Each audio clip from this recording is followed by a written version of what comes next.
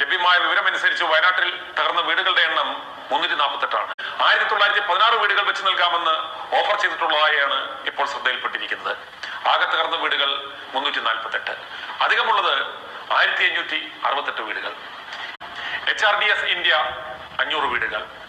രാഹുൽ ഗാന്ധിയുടെ നേതൃത്വത്തിൽ KPCC 100 വീടുകൾ. NSS 150 വീടുകൾ. ഓർത്തഡോക്സ് സഭ 50 വീടുകൾ. കർണാടക ഗവൺമെന്റ് 100 വീടുകൾ. കോഴിക്കോട് ബിസിനസ് ക്ലബ് 50 വീടുകൾ. മുസ്ലിം ലീഗ് 100 വീടുകൾ. റിപ്പോർട്ടർ TV 100 വീടുകൾ. പ്രതിധ്വനി IT എംപ്ലോയീസ് വെൽഫെയർ ഓർഗനൈസേഷൻ 2 വീടുകൾ. സുകേഷ് ചന്ദ്രശേഖർ 15 കോടി മുടക്കി 300 വീടുകൾ വെച്ച് നൽകാമെന്ന് ഉറപ്പ് നൽകിയിട്ടുണ്ട്. KCBC 100 വീടുകൾ. ആലപ്പുഴ കോർവ ഗ്രൂപ്പ് 50 വീടുകൾ. ശോഭ ഗ്രൂപ്പ് 50 വീടുകൾ. DYFI 25 വീടുകൾ. പീസ് വാലി 20 വീടുകൾ.